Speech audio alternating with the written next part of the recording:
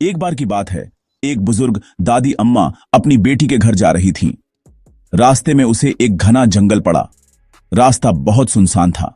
वो चलती जा रही थी।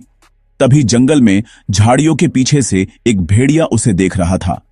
दादी को अकेला देख भेड़िया झट से उसके सामने आया। दादी थोड़ी डर गई।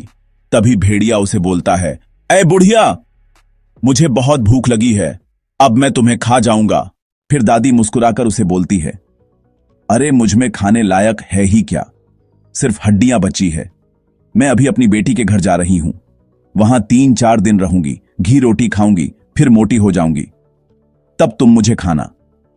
भेड़िया थोड़ी देर सोचता है, फिर उसे कहता है, ठीक है, लेकिन जल्दी आना, मैं यहीं तुम्हारा इंतजार करूंगा। दादी वहां से बचकर आगे चलते जाती है। भेड़िया उसे पीछे से देख रहा था। जंगल में थोड़ा आगे जाने के बाद एक बाघ की नजर उस पर पड़ी। वो उसे झाड़ियों के पीछे से देख रहा था। दादी को भी कुछ हलचल महसूस हुई। तभी बाघ उसके सामने आकर उसका रास्ता रोकता है और उसे कहता है, ऐ बुढ़िया, मुझे बहुत भूख लगी है, मैं तुम्हें खा जाऊंगा। फिर दादी उसे भी यही बोलती है कि अरे मुझ में खाने लायक है ही क्या, सिर्फ हड्डियां बची है। मैं अभी अपनी बेटी के घर जा रही हूं, वहां 3-4 दिन रहूंगी, घी रोटी खाऊंगी, फिर मोटी हो जाऊंगी, तब तुम मुझे खाना। यह सुनकर बाघ भी उसे जाने देता है। दादी चलते चलते बेटी के गांव पहुंच जाती है। मां को देखते ही बेटी दौड़कर आती है और गले लगती है। फिर मां को अपने घर ले जाती है, उसे खाना खिलाती है। उसके बाद दादी अपने पोते पोतियों के साथ खेलती है। फिर अपने बेटी को बताती है, जंगल में भेड़िया और बाघ मुझे खाने के लिए इंतजार कर रहे हैं।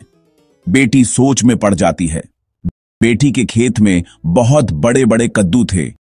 उसमें से वो सबसे बड़ा कद्दू घर लेके आती है और मां को उसमें बैठकर जाने को बोलती है। मां कद्दू में बैठने के बाद छोटे बच्चे की तरह दिख रही थी। मां वापस अपने घर जाने लगती है। जंगल का रास्ता सुनसान था। रास्ते में उसे बाघ मिला।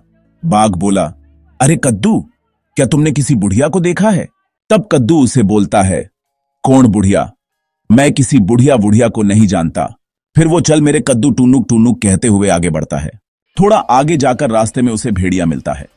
भेड़िया उसे पूछता है, अरे कद्दू, आते समय तुमने किसी बुढ़िया को देखा है क्या? कद्दू उसे भी यही बोलता है कि कौन बुढ़िया? मैं किसी बुढ़िया मुढ़िया को नहीं जानता। फिर से वो चल मेरे कद्दू टूनुक टूनुक कहते हुए आगे बढ़ता है। तो इस तरह दादी अपनी जान बचाकर वापस घर आ जाती है।